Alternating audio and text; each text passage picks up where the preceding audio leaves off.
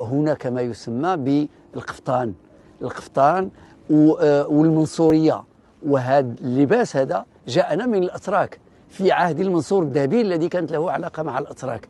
فالقفطان كله بهذه الطريقة كان يلبسه الرجال وكانت تلبسه النساء، وورثناه وبقي إلى اليوم. وإذا سألت فاسيا اليوم عن أصل هذا القفطان يقول لك هو أصله هو مغربي 100%، هو في الواقع جاءنا من المشرق. هناك ما يسمى بالقفطان.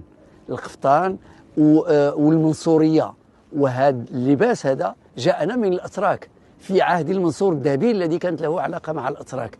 فالقفطان كله بهذه الطريقة كان يلبسه الرجال وكانت تلبسه النساء، وورثناه وبقي إلى اليوم. وإذا سألت فاسيا اليوم عن أصل هذا القفطان يقول لك هو أصله هو مغربي 100%، هو في الواقع جاءنا من المشرق. هناك ما يسمى بالقفطان.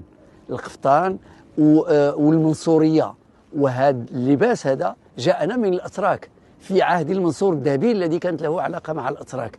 فالقفطان كله بهذه الطريقة كان يلبسه الرجال وكانت تلبسه النساء، وورثناه وبقي إلى اليوم. وإذا سألت فاسيا اليوم عن أصل هذا القفطان يقول لك هو أصله هو مغربي 100%، هو في الواقع جاءنا من المشرق. هناك ما يسمى بالقفطان.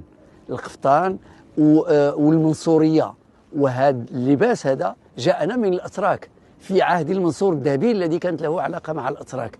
فالقفطان كله بهذه الطريقة كان يلبسه الرجال وكانت تلبسه النساء، وورثناه وبقي إلى اليوم. وإذا سألت فاسيا اليوم عن أصل هذا القفطان يقول لك هو أصله هو مغربي 100%، هو في الواقع جاءنا من المشرق. هناك ما يسمى بالقفطان. القفطان والمنصورية، وهذا اللباس هذا جاءنا من الأتراك في عهد المنصور الذهبي الذي كانت له علاقة مع الأتراك.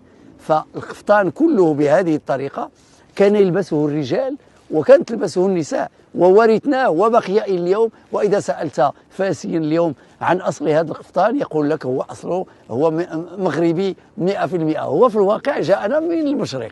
هناك ما يسمى بالقفطان. القفطان والمنصورية، وهذا اللباس هذا جاءنا من الأتراك في عهد المنصور الذهبي الذي كانت له علاقة مع الأتراك.